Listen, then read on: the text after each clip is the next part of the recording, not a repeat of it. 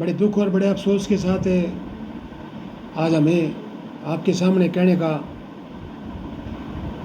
एक समय, ऐसा समय है, इलेक्शन का दौर है, विधानसभा हरियाणा की भंग हो चुकी, नॉमिनेशन के आखिरी तारीख जा चुकी और टिकटों का बंटवारा भी हो चुका।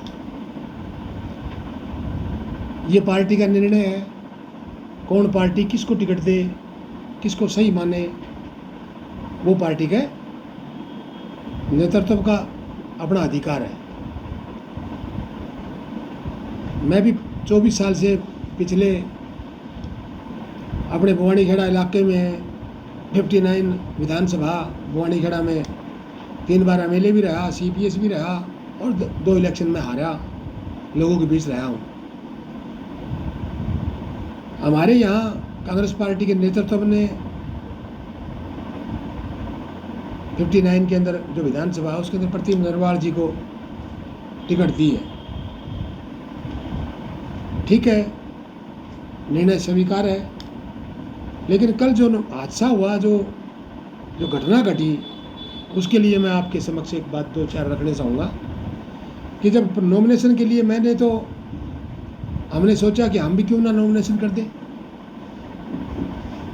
इलाके के अंदर जाएंगे, इलाके के लोग अगर चाहेंगे तो हम अपना नॉमिनेशन रख लेंगे, अगर नहीं चाहेंगे तो मैं अपना नॉमिनेशन वापस कर लूँगा। जब मैं नॉमिनेशन भरने के लिए और नॉमिनेशन मैंने इसलिए नौबत क्यों आई, नॉमिनेशन की नौबत इसलिए आई कि बाहरी उम्मीदवार जो इलाके का नहीं, जिसने कोई अप्लाई नहीं किया भवानीखेड़ा के अंदर, सोनीपत ज़िले का और जो यूपी के अंदर रहता है, बताते हैं कि बड़े नेता के नज़दीक है कोई और वो वहाँ काम करता है, उसको टिकट दी।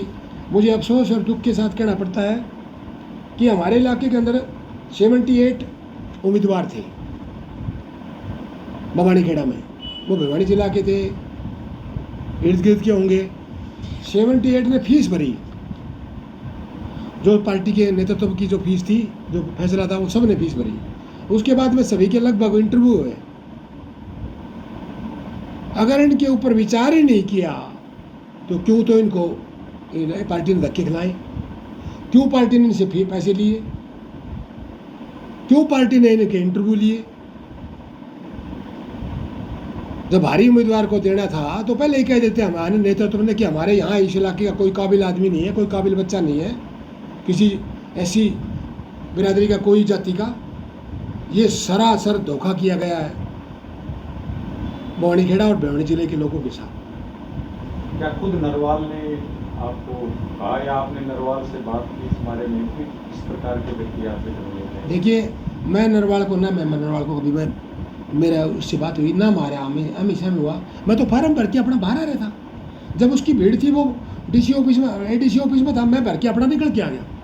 हम कुछ ही लोग थे, मैं अकेला निकल के, मैं आपने देखा भी होगा प्रेस में, कल देखा भी होगा, मैं अकेला निकल के अपनी गाड़ी, एक ही गाड़ी थी, हिदायत है। साथ अमूमन बहुत से कांग्रेसी भी थे नरवाल के साथ, तो आपके पुराने फ्रेंड से क्या आपने उनसे बात करने की कोशिश की? जब मैं बाहर निकल गया, मैंने वापस किस लिए जाऊँ, मैं फार्म भर दिया। जब मैंने फार्म भर दिया, फार्म भरने के बाद में मेरी अनुमति नहीं दे सकती प्रशासन, जब मेरा काम पूरा हो गया तो मैं उनके पास कैसे जाऊँ। तो अभी आपने कांग्रेस से इस्तीफा दे दिया, कांग्रेस में रह के किस चीज़ की?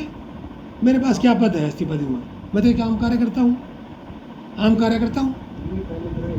पहले वाले की बात गई सरदार जी। अभी तक कांग्रेस की दौड़ आपको 20 दिन पहले दीपेंद्र भी चुटकी मारता रहा। देखो, वो उनका क्या रहा, क्या मजबूरी रही, वो जाने। और जिसके पास रहते हैं थपकियाँ मारते ही हैं, लेकिन मैं थपकियों से नहीं मानता, मैं तो काम पे मानता हूँ। थपकियाँ तो, झूठी थपकियाँ तो बहुत मारते थे। विकास बीजेपी ने कुछ नहीं किया, थपकियाँ मारी है। 10 साल में सत्यानाश कर दिया हरियाणा का। हमारा जो विधायक था, मंत्री था भवानीखेड़ा में, कहीं गाँव में किसी पाल पे भी नहीं गया। मैंने मेरी ज़िंदगी लगा रखी इस इलाके के लोगों के लिए।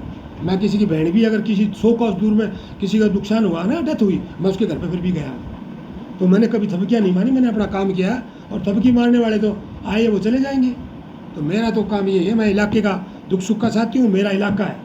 मैं इस इलाके का हारूँ जीतूँ इस बात की नहीं, और हमारा इलाके की लड़ाई इलाके के लोग चाहेंगे। ये वोट ऊपर वालों के नहीं है, ऊपर वाले नेता जो दिल्ली में बैठे उनके नहीं है, वोट तो लोगों के हैं।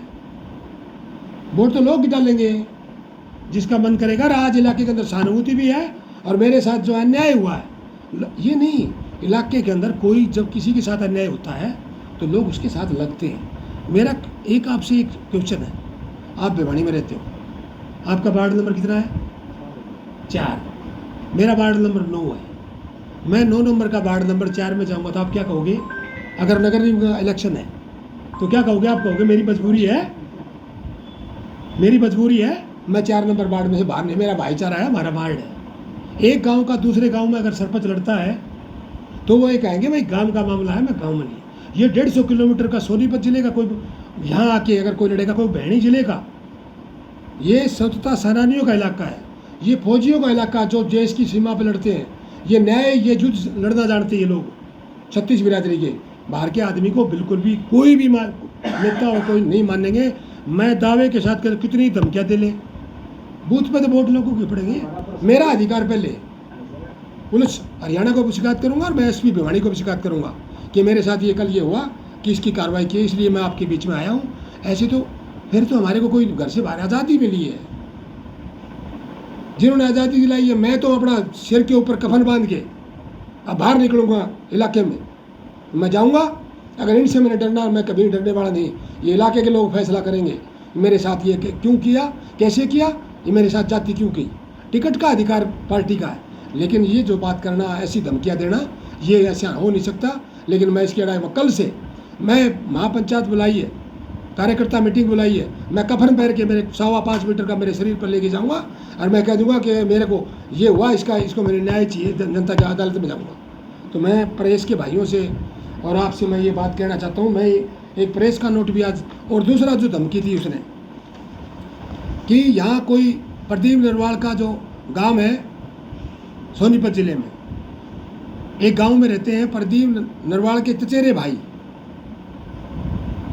आज के दिन वो डीसी भिवानी दादरी और कुछ दिन पहले एडीसी भिवानी रहे हैं, पर उन्होंने फिर धमकी दी कि हमारा बहुत बड़ा आईएएस अफसर लोबी में है, प्रदीप नरवाल जी का बरदमिल्ला है, उसका भाई है, उसके भाई का उसको कह के इसके फार्म भी कैंसिल करवाएंगे और हम इसके पूरी कार्रवाई करवाएंगे। और जो हमारा डीसी जो भिवानी के अंदर जो है वो सारे के सारा जो कार्रवाई कर रहा है, डीसी भिवानी को मैं कंप्लेंट करूँगा। जो दादरी के अंदर जो डिप्टी कमिश्नर है नरवाल जी, वो इसका ब्रदर है, उसको तुरंत चुनाव आयोग से मांग करूँगा कि उसको हटाया जाए और उसका कैंपस और जो उसका ऑफिस है उसकी सारे की सारी चुनाव आयोग उसकी जो सील जो है, उसके मोबाइल नंबर और उसके सील पे इसको पता लग जाएगा।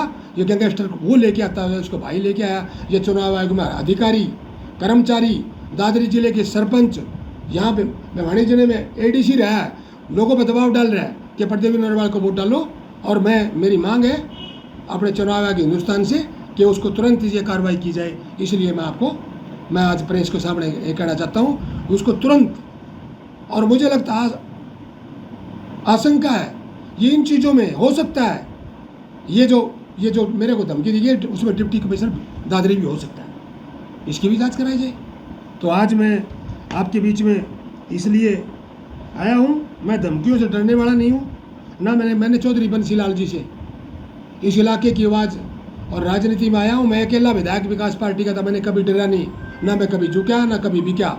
लेकिन मेरी आखिरी खून के कतरे की जो बूंद रहेगी, मैं इस इलाके के लिए, इस भिवानी जिले के लिए मैं लड़ाई लड़ूंगा। क्या इस भिवानी जिले में ये सोनीपत के लोग आएंगे इलेक्शन लड़ने के लिए? कोई काबिल नहीं है। कल फिर कोई फरीदाबाद का आएगा, कोई बुलंदशहर का आएगा, कोई कहीं से आएगा। तो मेरी मांग है इस इलाके के अंदर हम मीटिंग है, उस बात को उठाएंगे। आज मैं आपसे निवेदन करता हूँ कि इस बात को मेरी चुनाव आयोग तक और पूरे इलाके के अंदर जो मेरे साथ जो हादसा हुआ है, मैंने उन धमकियों के लिए मैंने यहाँ भी छाती मार लगाया, मारो गोली मेरी। और कल से मैं कपड़े निकाल दूंगा, मैं कफन लेके बाहर निकलूंगा कि मारे गोली। प्रदीप नरवाल के गुंडे जो आए हैं, बुलंदशहर के हों कहीं के भी हों। तो इसलिए मैं आपके बीच में आज मैं इलेक्शन अगर जनता चाहेगी तो लड़ूंगा, अगर जनता नहीं चाहेगी तो मैं नहीं लड़ूंगा।